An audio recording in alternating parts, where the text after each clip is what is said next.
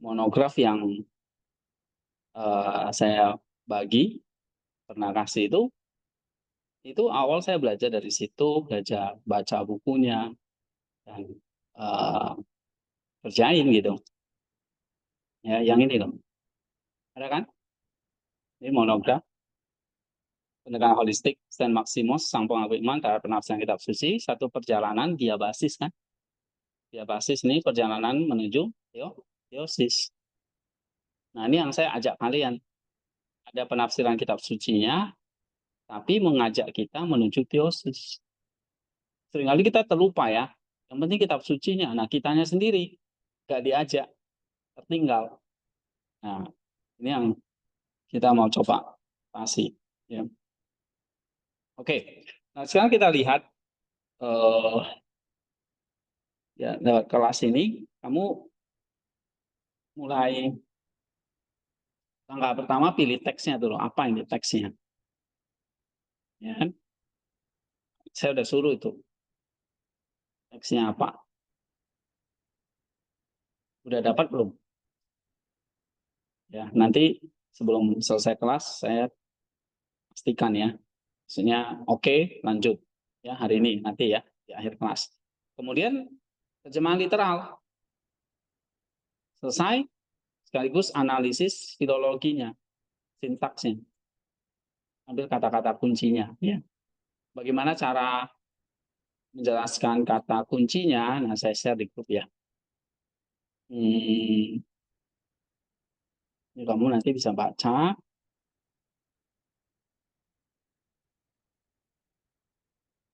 Pokoknya bahan udah banyak saya kasih secara gratis buat kalian. Oke.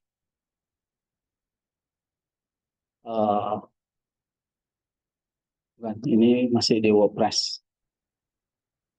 Nah, ini nanti coba dipelajari analisis bagaimana memilih kata-kata kuncinya dan pemilihnya ya. Ini 3 tahap pemilihnya. Ini nanti untuk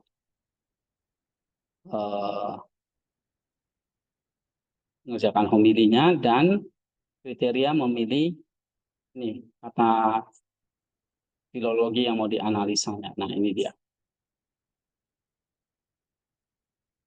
Nah, untuk buku panduannya ini ya.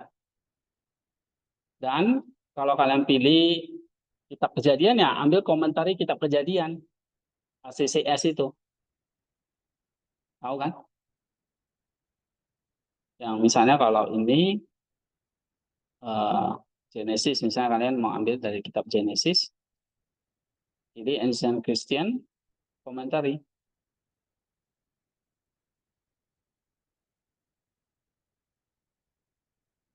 Nah, ini kan, nah ini misalnya, yang ini seri ini. Nah, itu langkah kedua, kamu baca ini untuk menangkap makna rohaninya, teorianya. Tapi nggak langsung teorianya, kamu bikin dulu logos logoi dan langkah-langkah Maximus tadi, yang ini. Ya, nah ini nanti tolong dibaca lagi bab 2, bab 3, bab 4, terus bab 5, contoh-contohnya ini.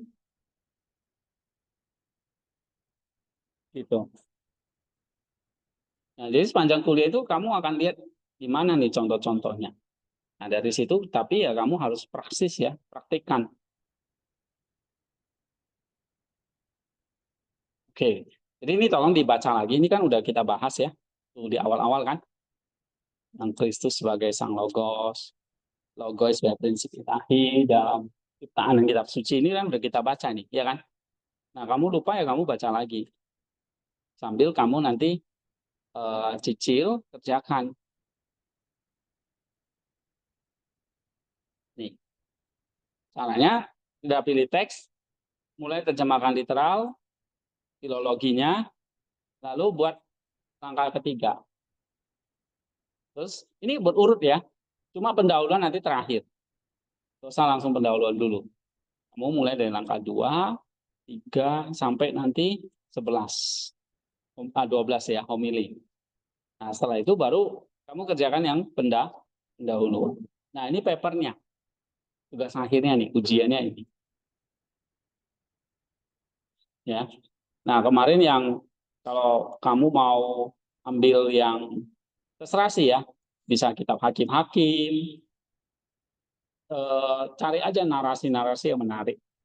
Ya, misalnya saya hari ini pilih kisah Lot. Itu bagi saya menarik. Ya. Nah, kamu bisa pilih kisah yang lain. Jangan sama lagi. Oke. Nah, tadi kita lanjut tentang Lot lagi. Setelah kita udah sampai ke aporia, ya kita masuk ke proses penafsiran berlapis ya. Berlapis itu tadi ada 4 lapis. Kemudian puncaknya sintesis. Sintesisnya adalah ke Kristosentris ya. Oke. Nah, sekarang kita mau masuk ke ini, sintesisnya. Tadi terakhir udah sampai ke aporia. Nah, puncak sintesisnya teori itu ada alegoris, tipologis, kristosentris. Nah, dari kisah ini apa kepingan pasal pertama yang kamu bisa lihat? Nah, kita pakai alegoris ya. Jadi kisah ini adalah alegori universal tentang jiwa. Tapi kita bukan alegoris yang sembarangan ya, tapi berdasarkan landasan teologis tadi. Ada landasannya, ada logos-logoinya. Nah, ini kan tadi kan kalau kita lihat di landasan teologisnya itu kan eh, ini tentang jiwa yang sudah diselamatkan dari Sodom, dosa besar, tapi masih berjuang melawan kemabukan dan incest spiritual. Artinya nusnya lemah bersatu dengan nafsu-nafsu kita sendiri untuk menghasilkan anak-anak berupa kebiasaan berdosa. Jadi sudah diselamatkan ya dari dosa besar, tapi masih ada kebiasaan-kebiasaan dosa di mana nusnya itu lemah.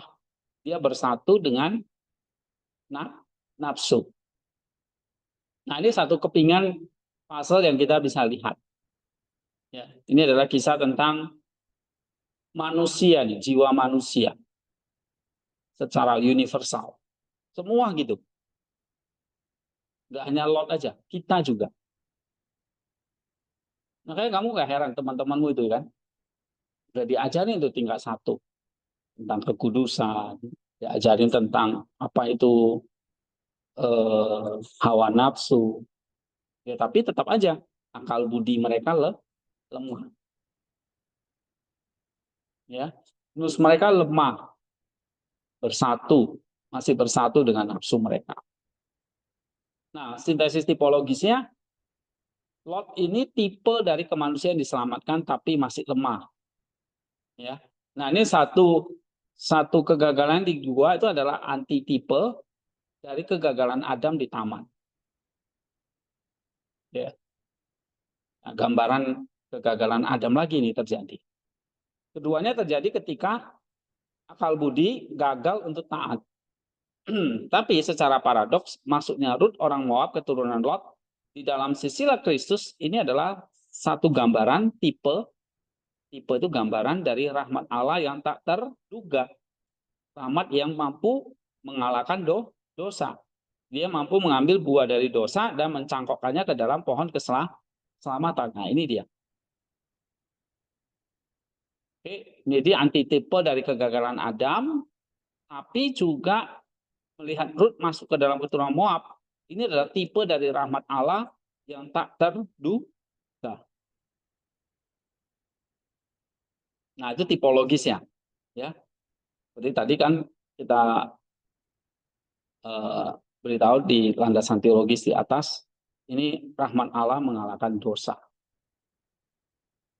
Ya, rahmat Allah yang tak terduga mampu mengambil buah dari dosa dan mencangkupkannya ke dalam pohon keselamatan. Nah, puncaknya adalah sintesis kristosentris. Kisah ini secara negatif, ya, secara negatif apa? secara negatif menunjuk kepada Kristus. Menunjukkan kondisi kemanusiaan tanpa Sang Logos sebagai pemandu yang aktif. Tanpa Kristus, bahkan orang benar pun bisa jatuh ke dalam kegelapan. Nah, maka ini adalah kebutuhan akan Adam baru. Ini, walaupun Lot itu disebut orang benar nih, kamu bisa bayangkan satu kota itu dimusnahkan. Tapi cuma hanya Lot orang benar. Itu pun bisa jatuh ke dalam dosa. Bisa jatuh ke dalam kegelapan. Maka manusia nggak bisa, harus ada Adam baru yang tidak akan mabuk, yang harusnya selalu waspada, menjadi sangat jelas di sini. Kebutuhan akan Adam baru ini. Ngerti nggak? Nah, kemenangan Kristus di padang gurun adalah pembalikan total dari kegagalan Lot di dalam gua.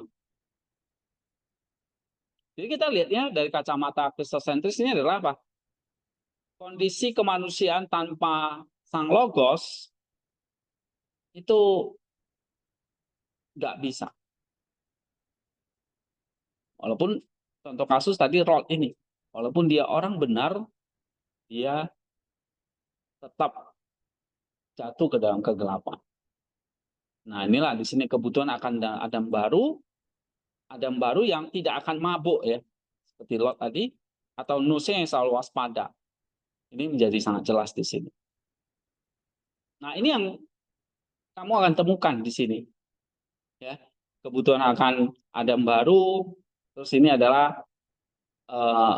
antitipe dari Adam, tipe dari rahmat Allah yang tak terduga, dan secara alegoris ini adalah gambaran jiwa manusia yang berjuang melawan, walaupun sudah diselamatkan dosa besar, tapi masih bisa bersatu dengan nafsu-nafsu sendiri, yang akhirnya menghasilkan apa? Kebiasaan dosa. Walaupun misalnya nih, kamu sudah dibaptis, sudah diselamatkan, kamu sudah jadi pendeta nanti, hati-hati. Kamu masih bisa, walaupun kamu sudah jadi orang benar nih kan, tapi masih bisa apa? Ada kebiasaan dosa. Nah, itulah sebabnya butuh kewaspadaan tadi. Nah, ini yang 3 poin ini yang kamu hasilkan. Alegoris, tipologis, kristosentris ya. Ya. Lalu apa makna praktis atau moralnya? Nah, kamu masuk ke setelah teoria, baru kamu pindah ke mana? Makna praktikalnya, praksisnya atau moralnya. Ya. Seperti buku ini ya. Secara praktis, kisah ini adalah panggilan untuk praksis pasti. Ya, Lot itu mabuk, lengah, dia tidak waspada. Ini mengajarkan bahwa keselamatan bukanlah peristiwa satu kali keluar dari Sodom, tapi perjuangan seumur hidup. Ya, nah, kita harus waspada terhadap anggur dari hiburan duniawi yang bisa memabukkan nus kita. Ya, kita juga ini juga merupakan ajakan untuk tidak pernah membuat keputusan besar dari tempat keputusasaan dan isolasi gua, tetapi selalu mencari terang kehendak Allah. Ini secara praksisnya itu. Oke, waspada terhadap anggur, waspada terhadap hiburan-hiburan dunia yang memabukkan nus. Ya, tidak pernah jangan membuat keputusan dari tempat gelap. Buatlah keputusan yang selaras dengan terang kehendak Allah. Nah, itu praksisnya. Kalau kamu nggak melakukan teorianya, nanti moralnya jadi lain-lain. Tapi kalau dari teorianya itu kan kamu jadi ngerti, oh kalau gitu berarti saya harus neksis, waspada terhadap anggur duniawi, ya. Terus jangan membuat keputusan besar dari tempat keputusasaan dan isolasi gua, tapi selalu mencari terang kehendak Allah dan sebagainya. Ya, itu makna praktisnya. Anagogisnya apa? Berarti ini mengangkat kita ke logos. Nah, kisah ini mengangkat jiwa untuk merenungkan perbedaan antara prokreasi biologis dengan kelahiran kembali spiritual. Putri-putri Lot mencari kelangsungan hidup fisik, tetapi menghasilkan bangsa-bangsa yang mengmusuhi Allah. Nah, ini mengangkat Nus untuk memahami bahwa tujuan akhir kehidupan bukanlah sekedar kelangsungan biologis, tapi lahir kembali di dalam Sang Logos yang menghasilkan buah-buah roh. Perjalanan dari gua menuju persekutuan dengan Allah ada perjalanan menuju teosis. Jadi secara analogisnya adalah ingat lagi bahwa kita lahir kembali secara spiritual bukan hanya sekedar berlangsung hidup, tetapi kelahiran kembali yang menghasilkan buah-buah roh. Nah, ini secara analogi sih. Oke, ini langkah 7-nya. Nah, langkah ke-8, sekarang 8, 9, 10, itu bagian dari penafsir. Ya, kamu ini sebagai penafsirnya. Nah, kamu sebagai penafsir, kamu kontemplasi apa yang terjadi di kosmos ini dan kitab suci. Kamunya ini. Tadi kalau yang di sini, poin yang keempat, ketiga, kan kamu juga lihat ya, cerminan kosmos apa? Kosmos apa yang terjadi di dalam teks itu kan? Tapi kan itu apa? Kitab sucinya. Nah, sekarang kamu sebagai penafsir melihat kosmos itu dan kitab suci itu dari kamunya. Nah, itu namanya kontemplasi alam dan kitab suci.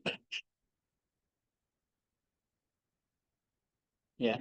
Kamu sudah tahu nih, oh kosmosnya itu kayak gini, kitab sucinya mencatat gini. Nah, kamu sekarang nih berdiri di luar, kamu lihat, oh yang terjadi itu seperti ini ya. Nah, apa yang akan kamu kontemplasikan?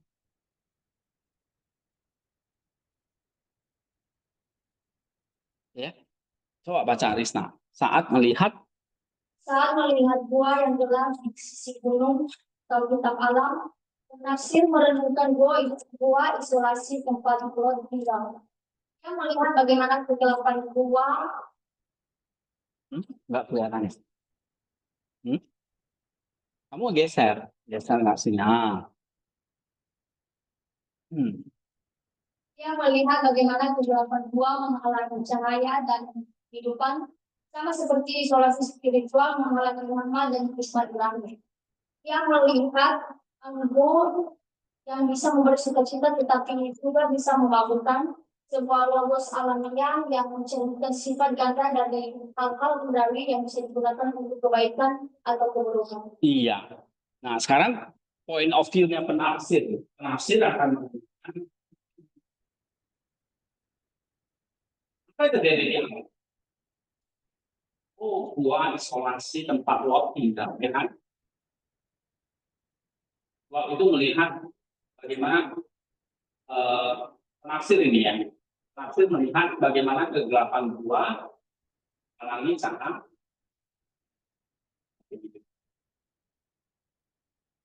Sama seperti isolasi spiritual menghalangi rahmat dan hikmat Tuhan.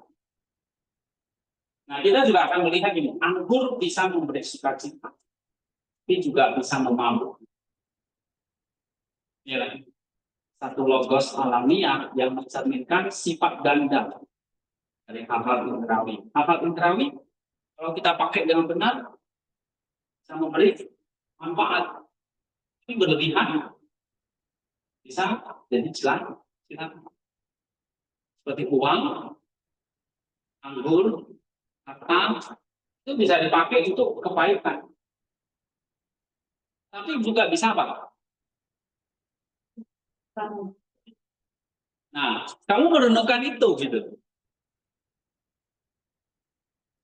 Itu namanya kamu kontemplasi atas alam dan kitab suci.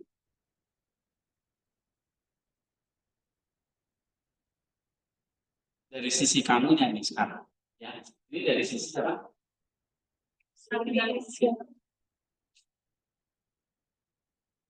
Kan kamu sudah eksegesis nih sampai angka 7. Nah, situ kamu lihat. Nah, kamu kontemplasi tadi. Tujuannya apa? Supaya kamu bisa melakukan skeptis dan kontemplasi. Supaya kamu bisa mulai masuk praksis. Lalu kontemplasi ini teorinya. Ya. Kalau yang atas, kamu lihat lagi kisahnya secara menyeluruh. Sekarang dari situ kamu dapat apa skeptisnya atau praksisnya, ya, skeptisnya dan teori atau kontemplasi. Nah, coba baca. Praksis atau asketis, praktik asketis yang diilhami oleh teks ini adalah latihan nepsis atau kewaspadaan. Ini adalah praksis menahan diri dari kemabukan, dari baik secara literal maupun figuratif. Misalnya hiburan yang berlebihan. Ini adalah praksis untuk keluar dari gua, isolasi dan mencari persekutuan dengan tubuh Kristus. Oke. Jadi praksisnya akhirnya apa? Nepsis kan? Sesuai yang dieksegesis kan? Itu. Tapi ini buat siapa? Manusia. Nextnya ngomong nepsis. Dari kisah Lot itu, jadi moralnya apa? Apa? Moralnya?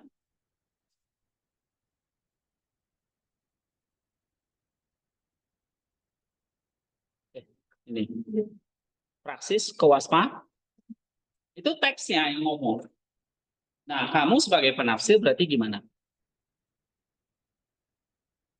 Penafsir, lihat. Kalau teksnya ngomong itu kan belum tentu kita mau melakukan. Iya kan? Nah, jadi nomor 9 itu kamu mencoba melihat. Oh, nafsirnya harus yang nepsis. Menahan diri dari kemabukan indrawi anggota. Baik secara literal maupun secara figuratif. Misalnya kalau figuratif tidak hiburan drakor itu sampai pagi misalnya. Kan? Kamu punya laptop. Download gratis. Waduh, filmnya berepisode-episode. Sikat 1 malam habis. Nah, itu berlebihan. Bulan yang berlebihan. Kenapa? Karena kita mabuk. Ya. Kita diajak latihan. Ya, kita diajak keluar dari gua kegelapan dan mencari persekutuan dengan tubuh Kristus. Yang kedua, teoria. Teoria atau kontemplasi. Praksis kewaspadaan ini memurnikan mus untuk dapat mengontemplasikan atau teoria konsekuensi dosa dan perlakuan kodrat manusia. Kita tidak lagi melihat Lot sebagai figur yang jauh, tetapi sebagai cerminan dari potensi kejatuhan kita sendiri. Kontemplasi ini berpuncak pada pemahaman bahwa satu-satunya keamanan sejati adalah bergantung pada Sang Logos. Lalu dari setelah waspada, ya, setelah waspada memurnikan nus dengan memurnikan nus untuk dapat kontemplasi, ya kita melihat kontemplasi itu atau teori itu kita bisa melihat waktu itu adalah cermin dari kita juga potensi kejatuhan kita. Kita sampai pemahaman bahwa ya, gantung kepada Sang Logos. Nah, itu teorinya. Prakteknya ya menahan diri, nepsis, ya. Tapi dari situ kamu melihat sesuatu lebih dari itu. Ini adalah peraturan kita, konsekuensi dosa, perlakuan kodrat manusia, ya, Sehingga memang kita bergantung kepada Sang itu kontemplasinya. Lalu nanti setelah teori apa? Teosis. Ini anak kakak 10. Transformasi penafsir menuju teosis. Atau pengkajian kepada. Dengan merenungkan kisah ini, penafsir mengalami transformasi ontologis. Ia berhenti melihat dirinya sebagai individu yang kuat yang telah diselamatkan, dan mulai melihat dirinya sebagai jiwa yang rapuh yang senantiasa membutuhkan rahmat. Identitasnya tidak lagi didefinisikan oleh keberhasilannya keluar dari Sodom, tetapi oleh kebutuhannya yang terus-menerus akal sang logos. Ini adalah langkah krusial menuju teosis, di mana penafsir dengan menyadari kelemahannya menjadi semakin bergantung pada kekuatan Allah, sebuah transformasi dari kemandirian menuju partisipasi ilahi. Penafsir menuju itu ya nggak cukup hanya sampai teoria, nggak cukup hanya melihat dirinya itu ragu membutuhkan rahmat, tapi dia bisa keluar dari Sodom, ya. Terus dia bisa mengambil satu langkah untuk terus-menerus menuju kepada Sang Logos, ya, menuju kepada teosis. Kita bukan hanya menyadari kelemahannya, bergantung pada Allah, tapi memang transformasi terus menuju partisipasi yang kemarin kita belajar. Partisipasi. Nah, itu teosisnya. Jadi ini satu penafsiran yang berhentinya di dalam teosis. Sebelum kemarin kalau kita belajar itu satu gerak yang senantiasa beristirahat dalam gerak terus, tapi beristirahat itu teosis. Oke. Simpulannya. Analisis Kejadian 19 ayat 30 sampai 38 melalui lensa hermeneutika holistik Saint Maximus meningkatkan kisah ini bukan sebagai catatan kaki yang memalukan, melainkan sebagai sebuah alegori spiritual yang mendalam tentang keteraturan jiwa manusia.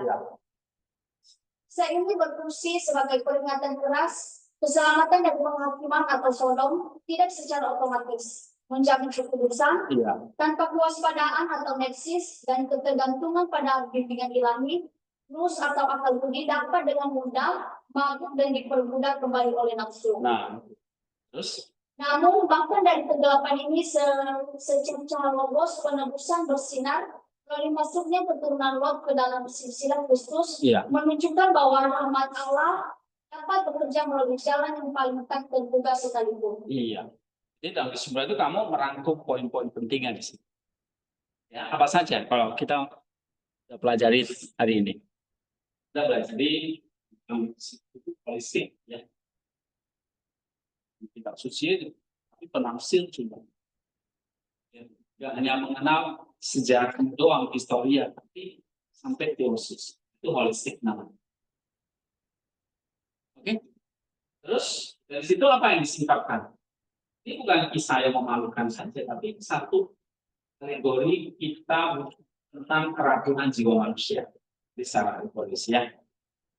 Nah, ini juga satu peringatan keras buat kita bahwa kita harus jaga kekudusan. Walaupun kita sudah selamat dari penghakiman Sodom, tetap harus waspada. Karena bimbingan roh ilahi, karena kita bisa dengan mudah dipengaruhi oleh anggur tadi. Ya.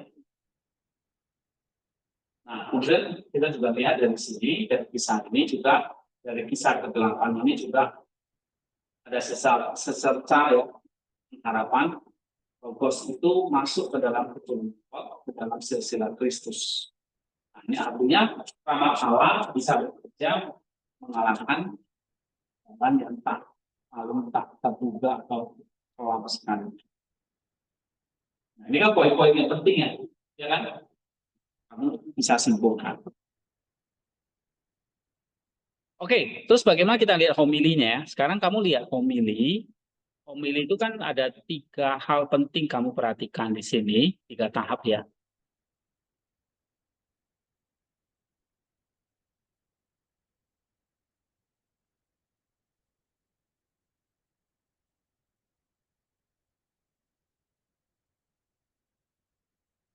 Ini kan ada satu pertanyaan saya di grup ini kemarin ya.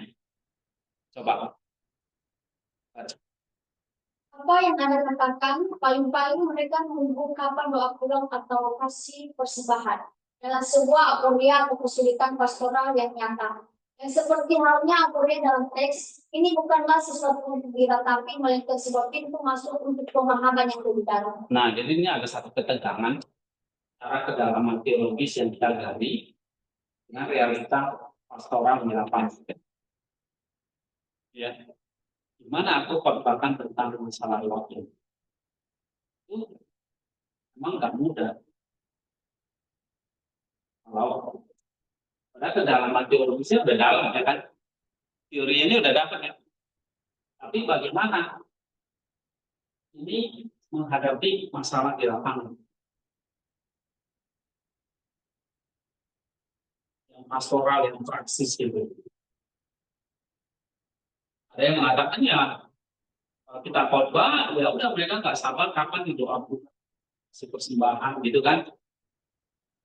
Ini satu kesulitan. Ya, tapi kalau kita lihat ya dari lensa maksimus ini kita bisa mengatasinya itu begini. Pertama, coba. Pertama, kondisi jemaah sebagai historia. Kadang jemaah yang lelah setelah seminggu bekerja yang pikirannya dipenuhi kekhawatiran duniawi dan yang mungkin lebih fokus pada hal-hal praktis adalah historia, realitas literal dan daging, tapi pelayanan. Ini adalah titik awal yang harus kita terima dengan kasih, bukan dengan penghakiman.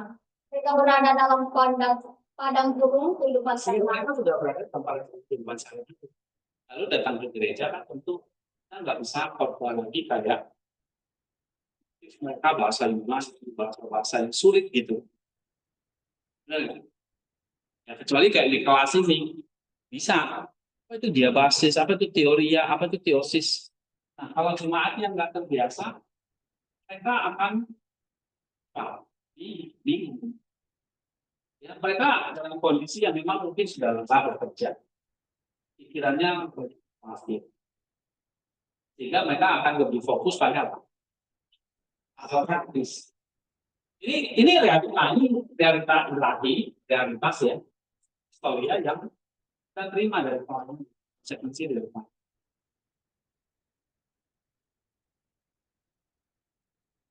Ya. Sama kayak di sekolah itu, cowok, cewek, ya udah ada konsekuensi pacaran atau peraturan-peraturan lain yang melanggar. Nah, itu realitas. Kamu menghadapi jemaat yang punya korban yang praktis saja itu realitas. Tapi kalau gitu, apakah kalau jemaat minta yang praktis, kita udah males gitu, tarik teorinya. Udahlah, kasih yang motivasi-motivasi aja. Dulu saya juga bikinnya itu seperti itu. Tapi ngapain? Saya ngajarin siswa. Tapi toh nggak diterapkan juga sama mereka. Ya. Nah, itu salah gitu. Ya, justru waktu saya belajar Maksimus itu nangkap, oh iya, di dalam Alkitab sendiri pun banyak yang sulit, tapi para bapak gereja seperti Maksimus nggak nyerah kan. Ya udahlah, kalau sulit, kamu berdoa aja sama Roh Kudus. Gitu. Nah, enggak kan? Harus kita gali sendiri kan. Baru Roh Kudus bekerja. Kalau kamu males, tunggu Roh Kudus, nggak akan datang. Tapi waktu kamu rajin, ya, mau gali, Roh Kudus bekerja. Itu kan yang udah pernah saya sampaikan. Ini realitas selain pastor itu sulit. Ada historia yang kita sama kayak di dalam Alkitab juga. Banyak hal sulit yang kita nggak ngerti juga.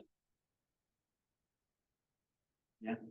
Tapi kesulitan ini ya kita harus terima dengan lapang dada. Kondisi jemaat itu seperti itu. Oke, ini pertama kondisi jemaat sebagai historia. Nah, baru yang kedua tadi kita nggak nyerah. Kalau jemaat minta yang praktis, ya udahlah aku khotbah yang praktis saja. Poin yang ideal. Jadi belajar di kampus itu kan hanya memenuhi tuntutan dosen. Nah, kalau di jemaat kan tuntutan jemaat beda. Kalau khotbah di sini kan tuntutan dosen. Kalau di jemaat beda lagi gitu. Nah, itu sebenarnya pemahaman yang salah. Kamu belajar di sini justru tujuannya untuk apa? Kamu bisa praktekkan nanti di pelayanan. Kalau beda lagi, ya ini terjadi disintegrasi. Jadi apa? Putus gitu. Jadi kamu belajar di sini jadinya nggak ada gunanya. Nah, paling tidak kita mulai ya, misalnya kamu belajar seperti ini, coba. Ini nih ada gunanya nih, nanti untuk saya bikin khotbah. Nah, ini saya kasih panduannya nih. Mana saya bikin khotbah dari ini, bikin khotbah yang menarik, yang jemaat itu nggak pusing. Kita udah capek-capek gali teorian ya semua. Nah, pertama kita terima dulu kondisi jemaat itu memang seperti itu. Tapi yang kedua peran kita nih, ya coba baca lagi. Peran gembala ataupun khotbah. Peran kita bukanlah untuk secara paksa menyeret kita ke puncak gunung teologi yang membuat pusing. Bukan. Jangan kamu hajar lagi dengan khotbah bahasa Yunani kamu keluarin semua, beraninya kamu keluarin, kamu parsing lagi di situ. Wah, ini jadi kayak PA jadi. Ya, kamu bukan sedang PA, ini sedang memilih khotbah. Nah, lagi dibatasi waktu kan. Kamu nanti jelasin Yunaninya ini udah 20 menit selesai. Tinggal 10 menit apa yang kamu mau ngomong. Jadi jangan paksa mereka buat mereka pusing gitu. Ya, terus sebaliknya peran kita adalah menjadi seperti Kristus sang logos itu sendiri. Nah, kita coba lihat apa yang dilakukan oleh Kristus. Kristus saja kan mau ngajari kerajaan surga ya, sesuatu yang mereka belum pernah lihat dan bingung. Gimana caranya? Kristus pakai perumpamaan. Ya kan? Kasih analogi. Itu sebetulnya menjembatani, memahami hal yang abstrak menjadi sesuatu yang mereka praktis buat mereka. Tapi begitu pun murid-muridnya bilang apa? Yesus bilang apa? Mereka juga nggak kenal, nggak ngerti juga. Nah, itu loh. Ya, tapi kita lihat di sini ya. Kita lihat coba. Satu, turun atau kata basis. Kita turun ke level mereka, masuk ke dalam kekhawatiran mereka, berbicara dalam bahasa yang mereka pahami. Kita tidak bisa memulai dari puncak teologi. itu dia. Jadi prinsip pertama, Pak, kalau kamu mau bikin homili, memang jemaat itu seperti itu, kita nggak bisa lawan. Itu sudah sejarah realitanya. Tapi yang bisa kita lakukan apa? Kita coba lihat peran Kristus. Dia kata basis, dia turun. Dia turun ke level mereka. Masuk ke dalam dunia mereka. Berbicara dalam bahasa yang mereka paham. Misalnya Yesus ngajar itu pakai apa? Pamaan, penabur, gandum. Dia kan penabur gandum. Itu kan kehidupan mereka. Tentang umpamaan tentang apa? Perjamuan, ya. Itu bahasa yang mereka paham. Kita tidak mulai dari puncak teosis dulu. Salah. Nah, satu yang kedua apa?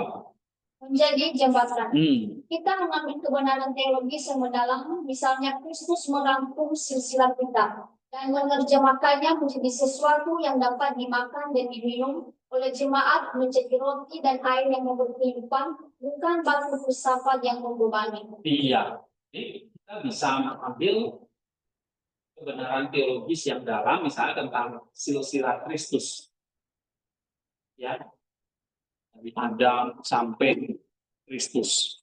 Kalau kita baca Matius itu kan, dari kitab Lukas 3 itu kan silsilah-silsilah itu. Nah, itu kan kalau kita mau khotbah dari situ kan sulit, ya. Tapi kita bisa ngambil satu kebenaran teologis yang mendalam, misalnya ini loh, silsilah-silsilah kita itu dirangkum oleh Kristus. Ya. Sehingga dengan bahasa seperti itu, ini bisa dimakan dan diminum oleh jemaat. Misalnya nih, kamu baca, misalnya Lukas 3 ya. Lukas 3, kan ada silsilah Kristus itu. Ya kan?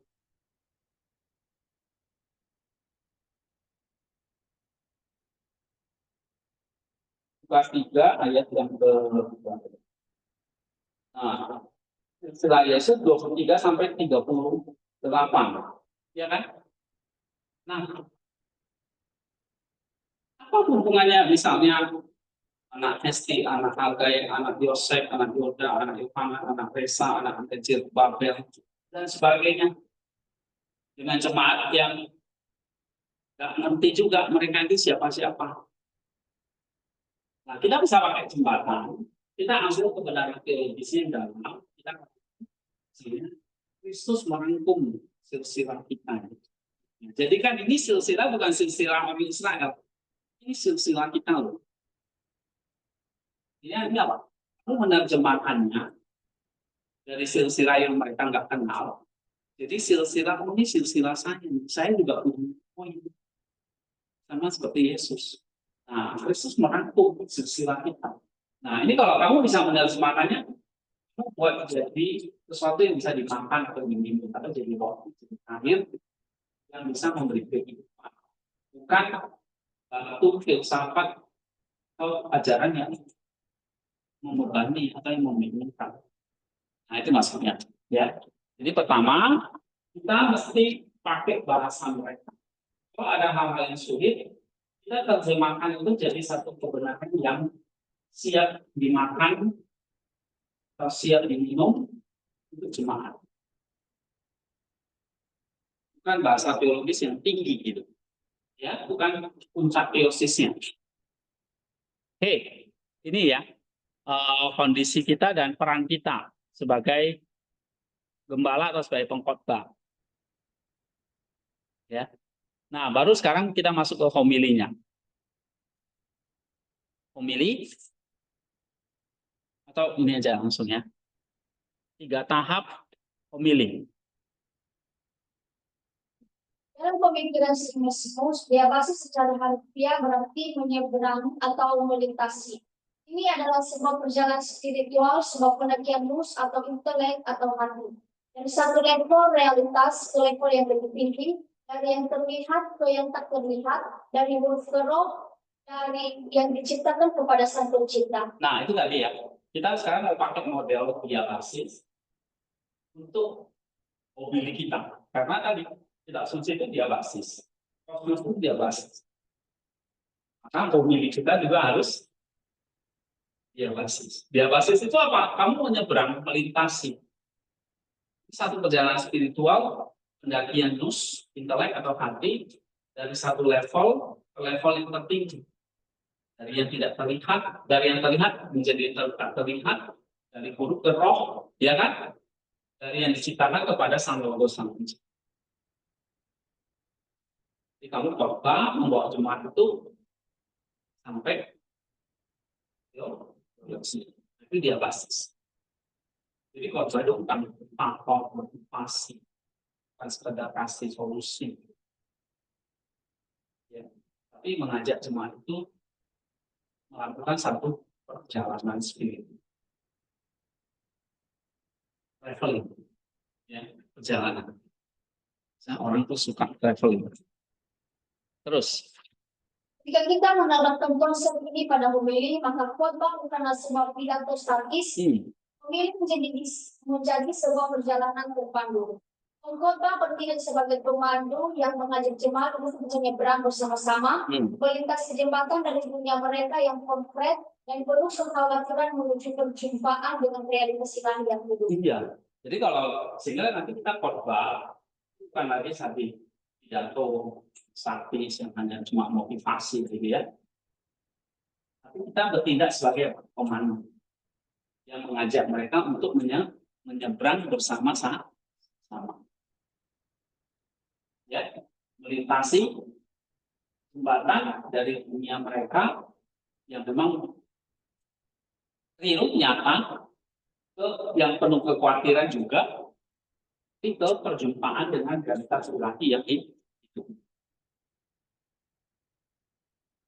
Paham ya? Ini ya. Nah, bagaimana caranya? Jadi kita jangan sampai ini mereka udah khawatir, tambah lagi kekhawatirannya. Nah, tapi mengajak mereka menyeberang menuju realitas ilahi gitu. Jadi ini konsepnya dulu. Konsep kita khotbah ya. Terus tahap 1. Penyeberangan dari dunia jemaat ke dunia teks atau historia. Ini adalah titik awal fondasi dari jembatan. Pengkhotbah tidak bisa memulai dari seberang sungai dan berteriak kepada jemaat untuk melompat. Dia harus memulai dari sisi di mana jemaat berada. Nah, pertama tadi kan, kita kata basis kita turun. Kita nggak bisa mulai dari sisi kita. Nah, ini dulu saya sering. Saya kan yang khotbah, suka-suka saya dong dari mana. Saya mau mulai dari mana terserah saya dong. Saya mau mulai dari sejarah dulu nih yang rumit. Atau mulai dari bahasa Yunani dulu, teksnya dulu. Bahkan kita pakai teks kita cuma sendiri jelasin gitu ya. Nah, ternyata nggak works juga. Nah, saya mulai menyadari, ya, kita pakai jembatan. Kita harus bisa menyeberang dulu kita sendiri, ya, dari dunia jemaat, ajak masuk ke dunia teks. Tapi dari jemaat dulu, jangan terbalik. Jangan dari teks. Perhatikan ini semua penting ya. Oh, ini makan sepatu ya. Ya, ini makan sepatu saya bentuknya. Oke. Menyeberang dari dunia jemaat ke dunia teks. Jangan terbalik. Jangan dunia teks ke dunia jemaat. Kita nyebrang dulu dari jemaat dulu. Nah, berarti kalau dari jemaat, mulai dari sisi mana dulu?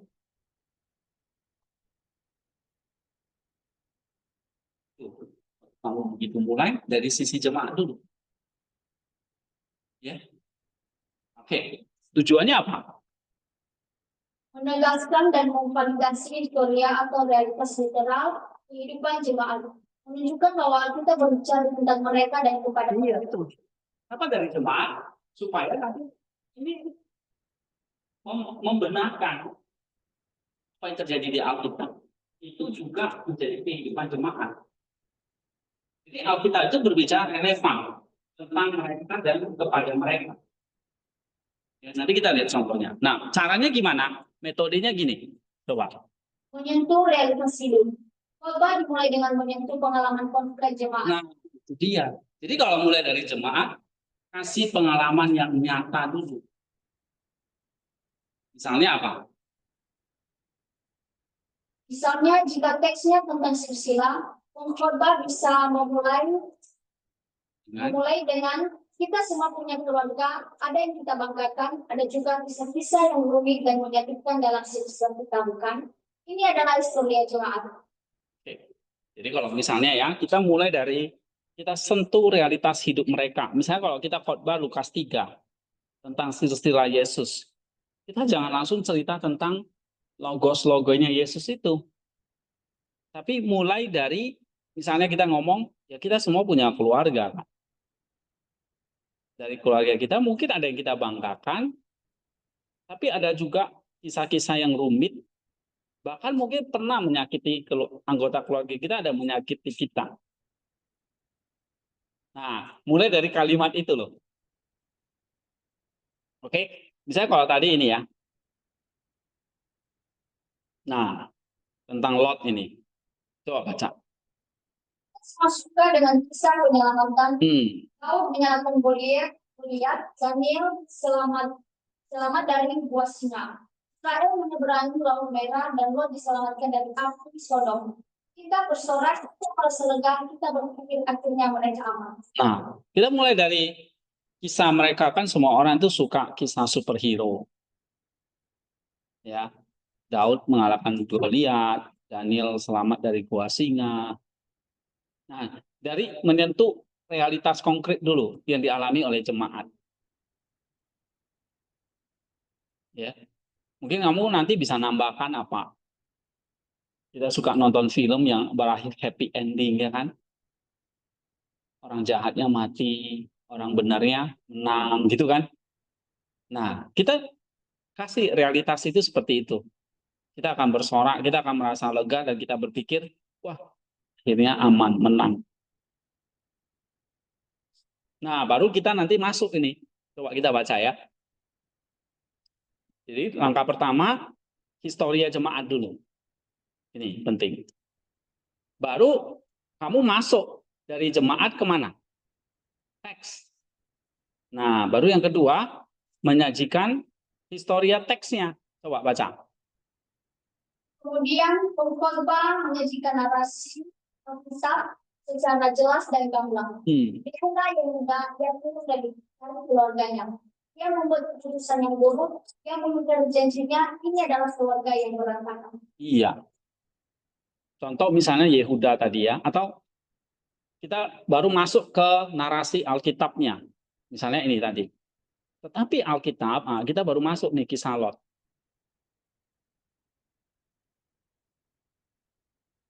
Ya kan? Coba baca Kristok. Tetapi Alkitab, yang seringkali mengajarkan cerita.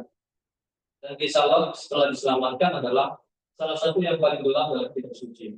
Orang yang baru saja diselamatkan oleh malaikat, ini tinggal di gua yang gelap. Orang yang lari dari pusat, ini jatuh dalam dosa yang tak terkatakan. Apa yang terjadi? nah, jadi dari historia, kita berangkat dari historia dulu ya. Historia jemaat, baru ke historia teks. Nih. Oke, ini historia jemaat, historia teks. Baru setelah itu apa? Membangun, baca lagi, Kristo. Pada saat ini, jemaat merasa dan dipahami. Bukan ini. Membangun Jembatan awal. Membuat bahas secara eksplisit, menghubungkan keduanya. Kekacauan dalam keluarga Yehuda ini, bukankah terasa familiar? Bukankah ini juga cerminan dari kekacauan yang terkadang kita alami dalam hidup kita, dalam keluarga kita, dalam hati kita? Nah, baru kamu hubungkan antara dunia teks dengan dunia jemaat. Ya. Nah, hubungannya ini misalnya contohnya kayak gini. Inilah memberikan sebuah peringatan spiritual yang sangat penting. Penyelamatan dari api bukanlah tujuan akhir, itu adalah awal dari sebuah perjalanan yang butuh kewaspadaan. Iya, atau misalnya ini. Kekacauan dalam keluarga Yehuda, Tamar itu kan. Ini kan bukankah kita terasa familiar? Kita bisa nambahkan ya. Tetangga saya juga begitu loh kemarin. Nah, misalnya gitu. Ya, atau mungkin kamu bisa kasih contoh. Nah, ini kan bukankah ini juga cermin kekacauan yang terkadang kita alami dalam hidup kita, dalam keluarga kita, bahkan dalam hati kita masing-masing. Nah, ini kasih jembatan. Paham? Jadi ini fungsinya apa? Menghubungkan keduanya. Menghubungkan apa? Antara realitas hidup dengan historia teks itu sebetulnya tidak ada jurang, tapi sama. Kamu ngalami apa di Alkitab, ternyata relevan nih sekarang kita juga ngalami. Kisah Lot kan kita juga ngalami. Ya kan? Kisah Yehuda itu kan juga terjadi sekarang. Kisah Lot incest, apa sekarang nggak ada incest? Banyak. Oke? Nah, itu membangun jembatan awal. Terus Pada tahap ini, maaf merasa dilihat dan dipahami. Teks Alkitab tidak lagi terasa sebagai cerita kuno yang asing, tetapi sebagai cermin dari pengalaman mereka sendiri. Mereka kini berdiri di tepi jembatan, siap untuk melakukan. Nah, jadi kalau udah bisa membangun jembatan, baru kita kasih seberang. Kalau nggak ada jembatan, gimana nyebrang? Kan gitu. Ya, Mel? Kamu biasa kalau di Mentawai apa? Pakai perahu kan nyebrang. Kamu nggak pakai berenang kan? Kalau berenang kamu nggak nyampe sini loh. Itu udah dimakan ikan kamu. Salah ya, buaya ya. Jadi harus bangun jembatan. Apakah itu perahu lah, atau jembatannya lah, apapun ya. Oke. Tapi tujuan jembatan itu apa? Mau menyeberang ini. Dari teks Alkitab, bawa ke lebih dalam. Teori ya.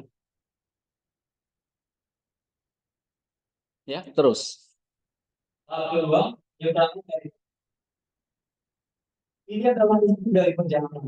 Bagian tengah jembatan yang membentang di atas jurang kembangan.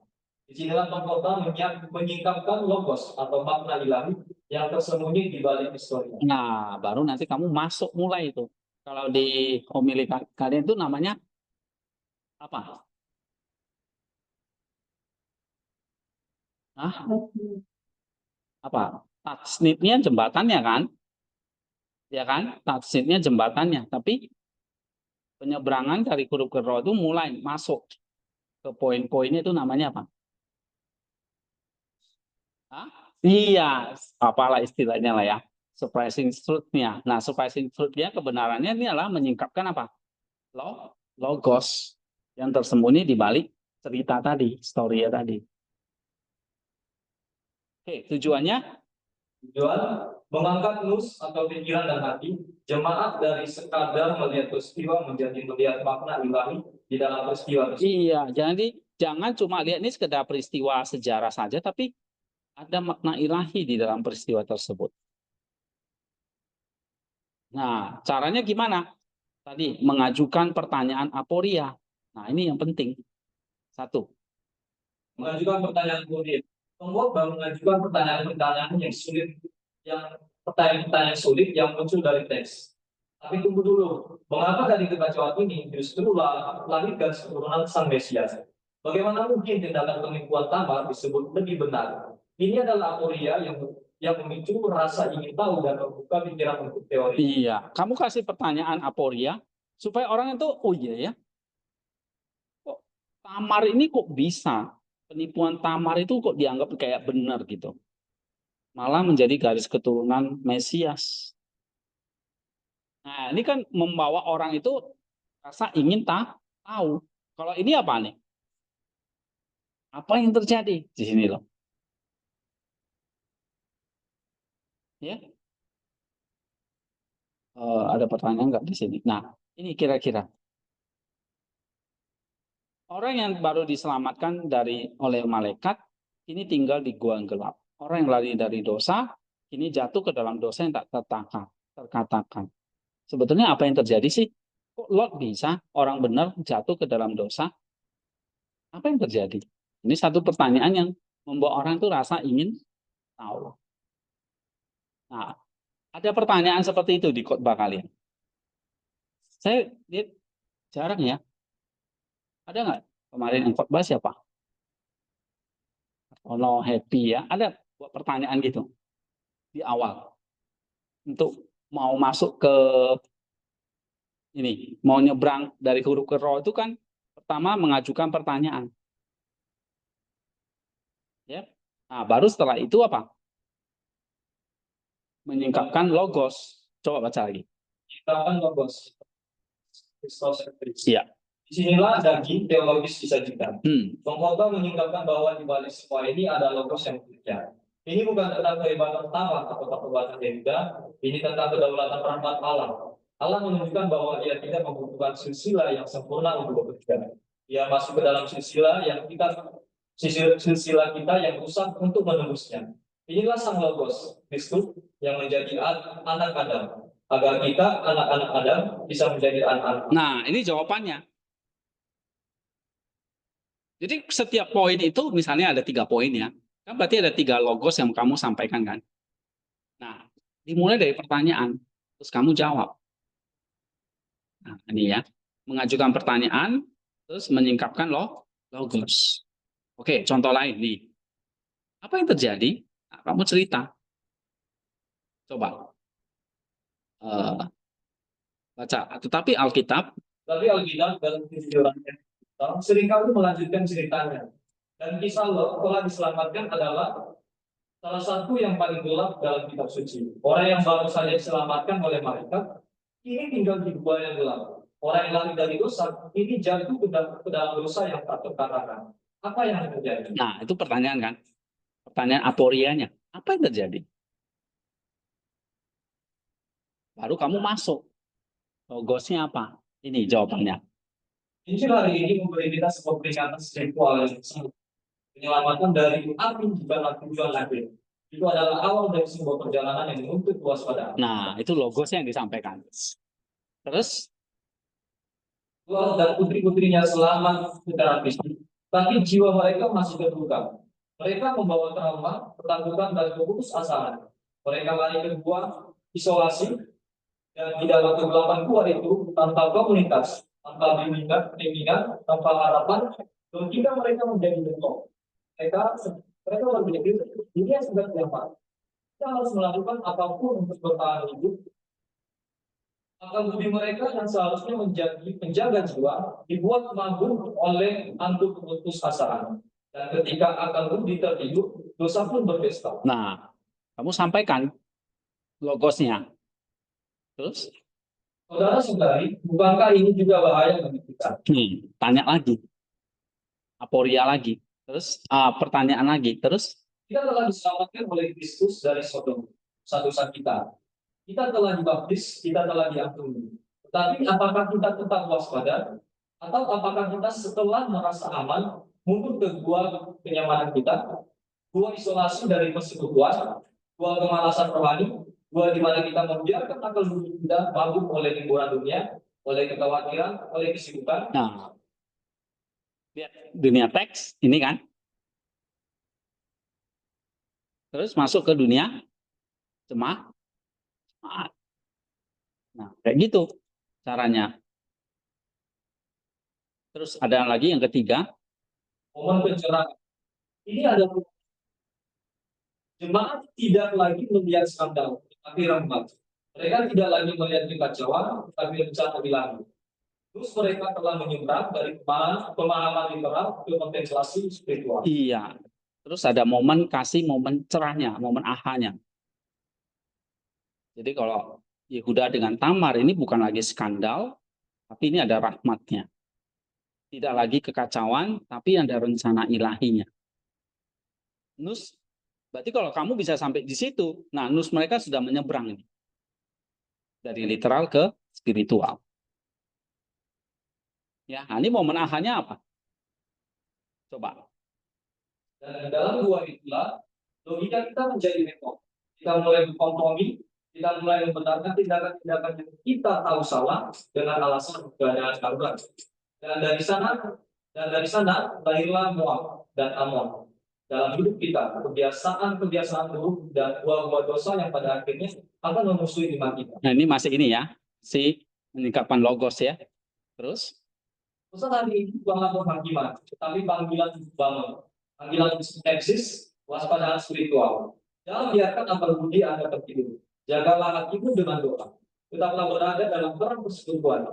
Jangan pernah berpikir bahwa perjalanan iman telah selesai. Nah, ini ada momen ahanya enggak?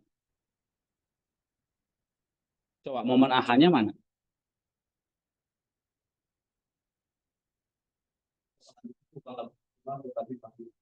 Iya, ini momen ahanya.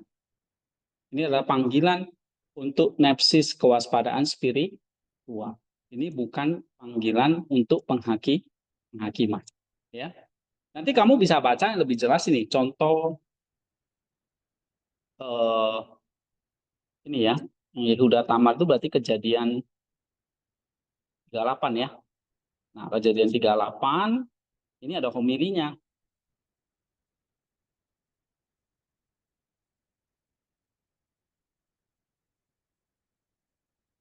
Ini ya. Nah, ini ada homilinya ini. Saya ambil dari sini ya. Oke, kita selesaikan dulu.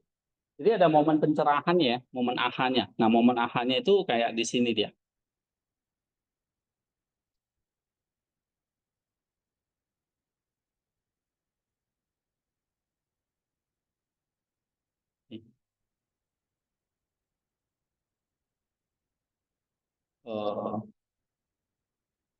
Ya, nanti momennya di sini.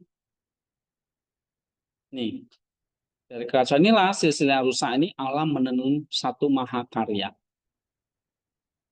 Ya, jadi kayak kalau kita main drama itu ada konflik dulu, terus nanti ada resolusinya. Nah, itu momen ahanya. Oke, tahap ketiga. Ketiga, penyeberangan dari pemahaman ke kehidupan. Iya, setelah mereka dapat teorianya, baru ajak mereka melakukan praksis sampai anagogis. Terus, Ini adalah untuk tiba di seberang, di mana pemahaman baru membuat cara hidup. Perjalanan ini tidak lengkap jika hanya berhenti pada pemahaman intelektual. iya, Banyak menerjemahkan teorinya praksis, teorinya menjadi praktis atau tindakan nyata dan analogi harapan yang muangkan. metodenya. Panggilan untuk praksis atau tindakan moral atau asketis.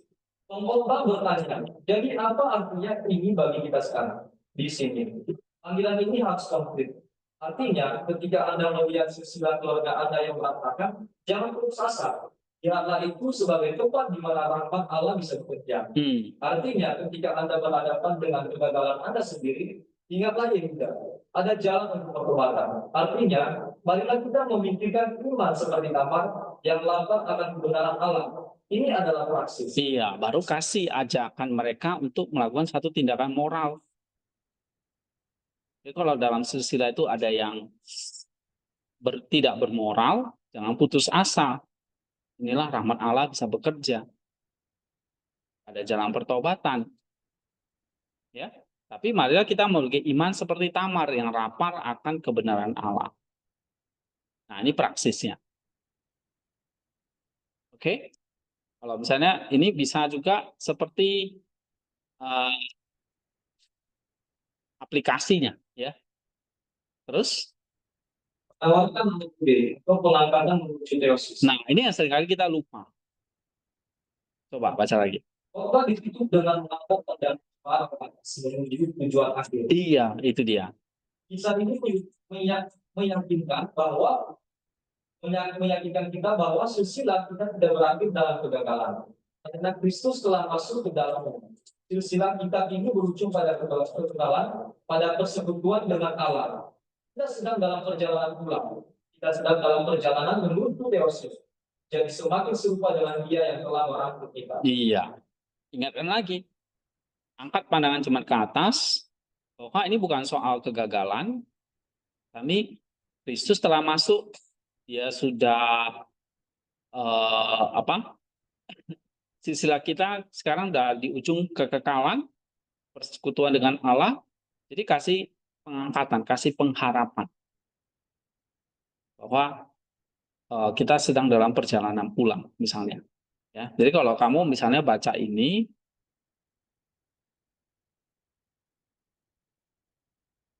nih, karena di dalam Kristus silsilah kita tidak lagi berakhir dalam tragedi Adam,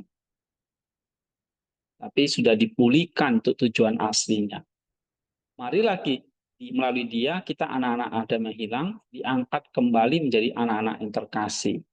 Ini adalah perjalanan teosis, perjalanan dari debu tanah menuju kemuliaan surgawi yang memungkinkan karena anak Allah telah menempuh perjalanan sebaliknya bagi kita. Nah, jadi diakhiri dengan itu. Jangan lupa diakhiri mengajak mereka untuk semakin berperjalanan menuju teosis atau serupa dengan Kristus. Nah, kamu boleh kasih praksis-praksisnya yang oke, tapi jangan lupa menawarkan anagogi ini. Ya, terus?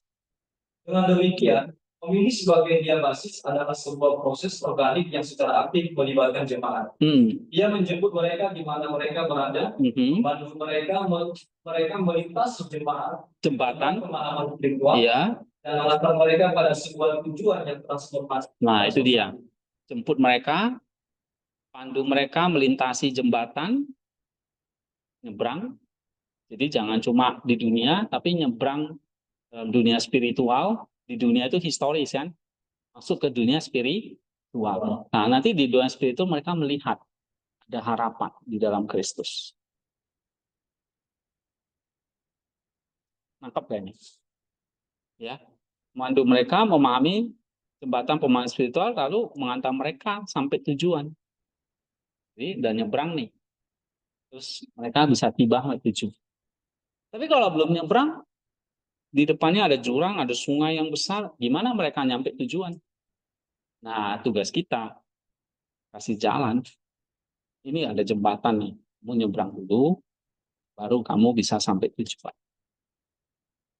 Ya, sehingga apa? Khotbah Tidak lagi menjadi peta Alkitab, tetapi menjadi pengalaman perjumpaan dengan Sang Logos di dalam. Iya, jadi khotbah itu bukan lagi tentang ini, tapi pengalaman kita berjumpa dengan Sang Logos di dalam ini.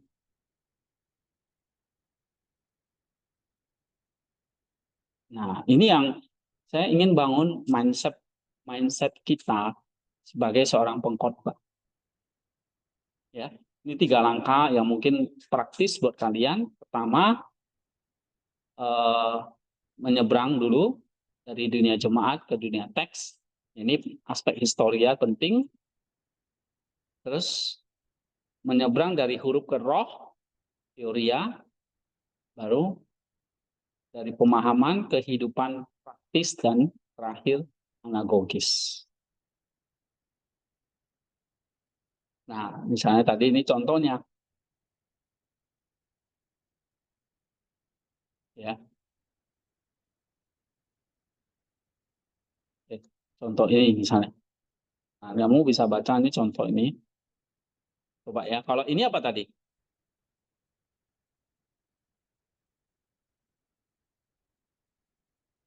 Silsilah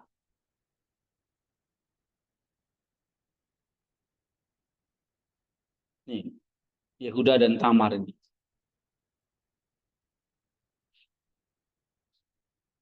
Historia.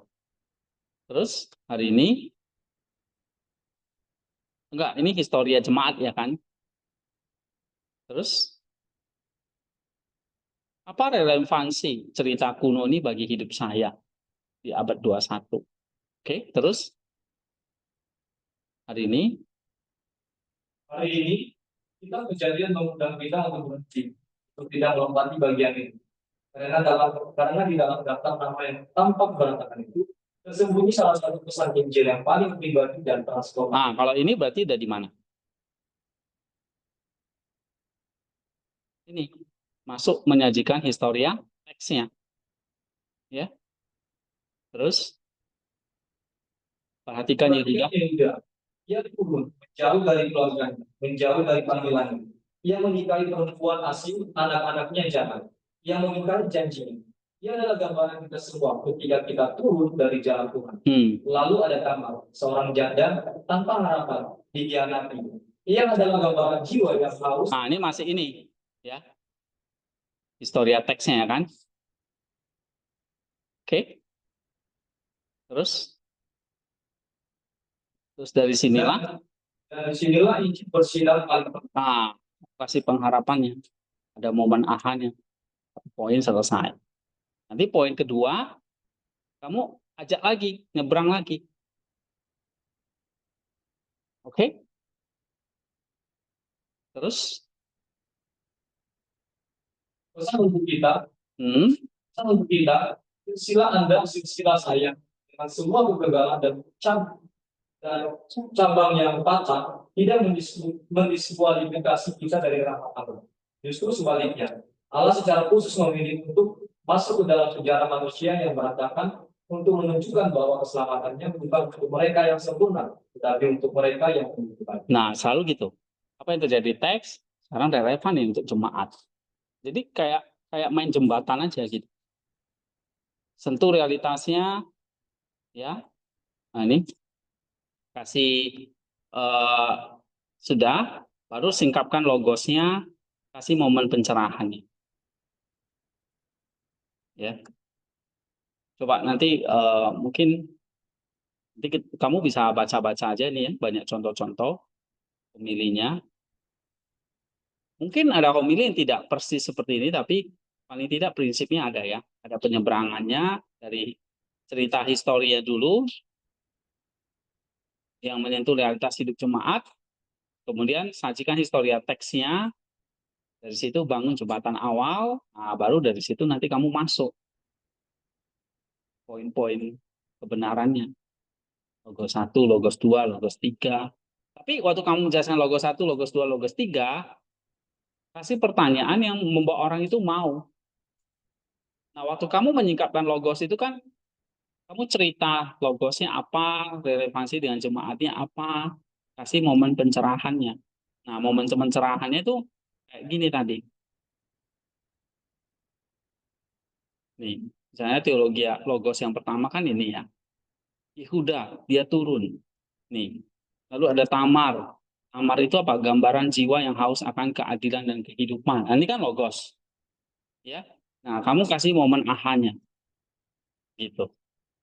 Si momen aha pencerahannya, nah baru nanti setelah itu kamu masuk ke dalam praksis. Ya.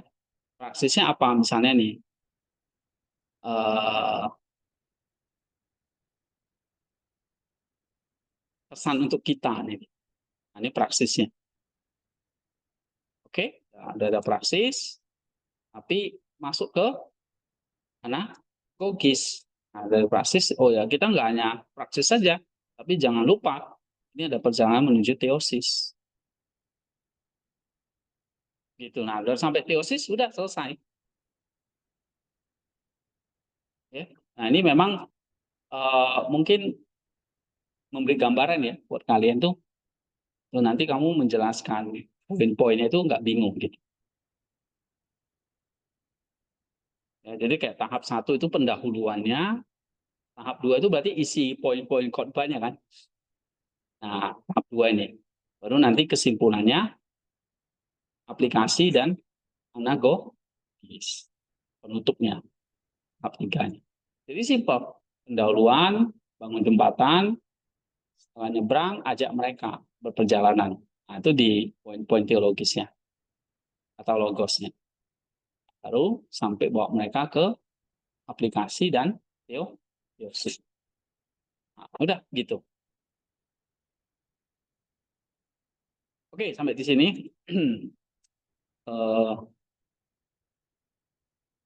Oh iya, belum sempet ya. Nah, kalian itu yang mau itu apa? Sudah ada ayat itu.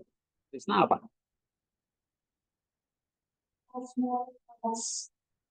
Oke, semua. Ya, oke. Terus tadi ini Krisma belum.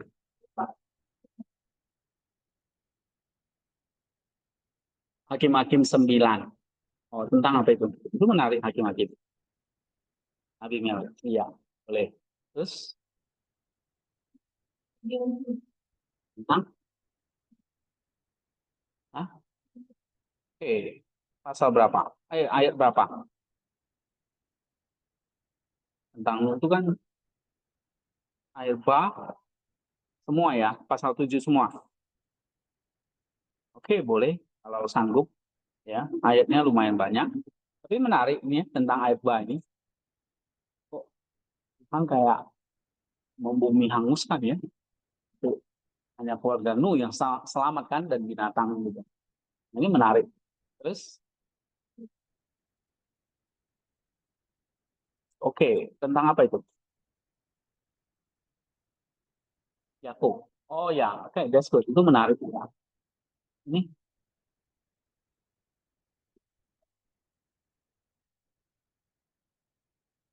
oh ya, that's good. Itu juga menarik ya. Oke, gitu. Ah, wah, kamu. Ayo sekarang. Udah dikasih waktu. Hah? Banyak sekali kisah. Masa nggak dapat? Yeskiel. Oke, ini kitab nabi-nabi ya. Menarik juga. Tentang apa itu? Yeskiel berapa? 16. Tentang apa itu?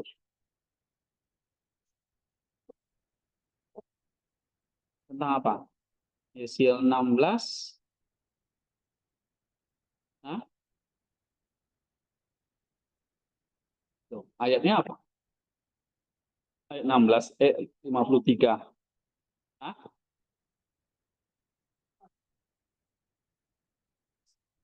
59 sampai 63. Coba yang lain aja deh. Oke, ini. Oke, itu tentang apa? Oh ya, oke. Itu juga menarik. Christoph, jadian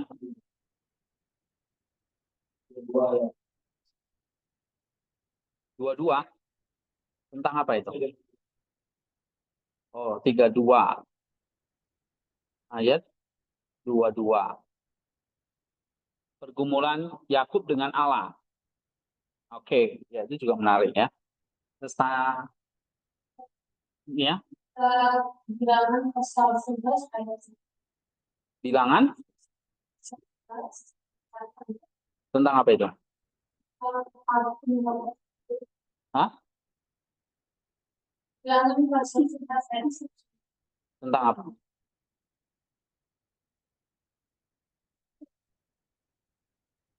Api Tuhan.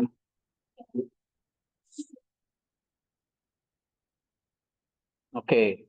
Pada suatu hari bangsa itu bersunsun.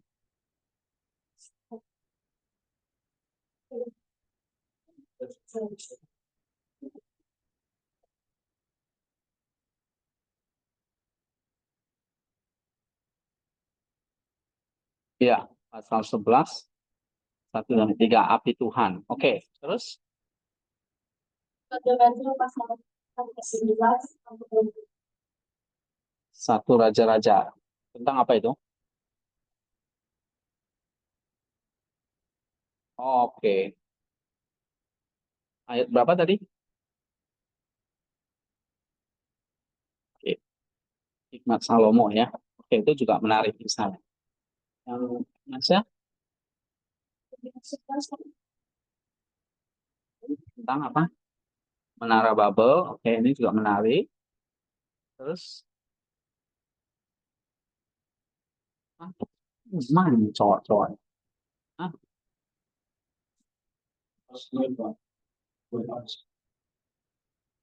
sekarang ya harus ada 2 Samuel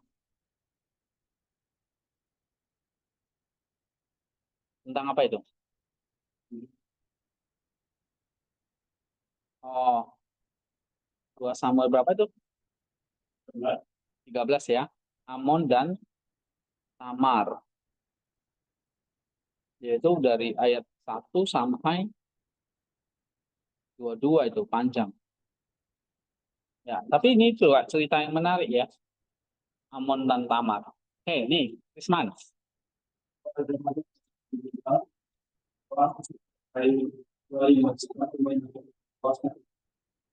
Dua raja-raja.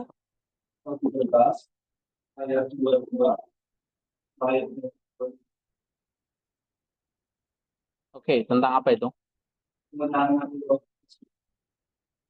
Dua raja-raja 13 ya sampai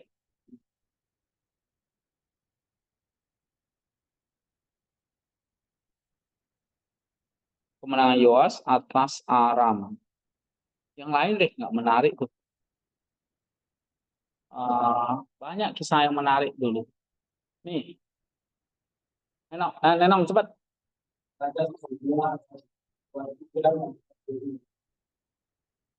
Bilang nggak ada. Kisahnya begitu banyak. Dua raja-raja.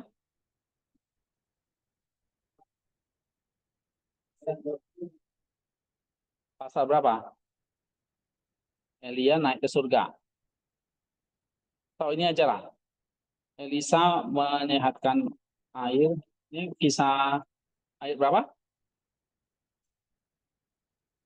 Ayat berapa? Ayat 23 sampai 25. Anak-anak Betel mencemooh Elisa.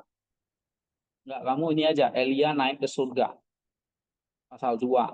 Ya. Ayat 1 sampai 18. Lalu Risman, Yoram berperang melawan Moab. Pasal 3. Ayat 1 sampai 27. Ya, kan enggak ada. Ayat 1 sampai 12. Keluaran 6.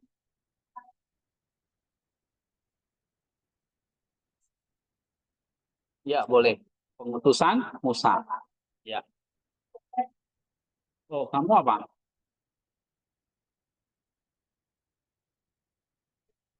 Tentang apa? Oke. Kain membunuh Habel, ayat berapa? 1 sampai 16 ya? 15. Oke, boleh. Ini juga menarik. Kain membunuh Habel. Ya, tadi yang yang belum siapa? Atau tadi yang Krisman, Nenong oke ya? Atau mau tukar? Oh, Yoram berperang melawan Moab. Mungkin cerita apa yang menarik di Alkitab ya? Eh, yang buat kalian itu penasaran apa? Maka kan saya suruh kalian nentuin. Itu udah sering lah. Nah, misalnya kayak kisah hakim-hakim itu Deborah, itu kan jarang orang angkat lah. Tapi apa saya menarik di balik itu? Mungkin Esther ya. Oke, kalau gitu, kayak misalnya Daud mengalahkan Goliat itu kan sering ya kan? Salah lagi.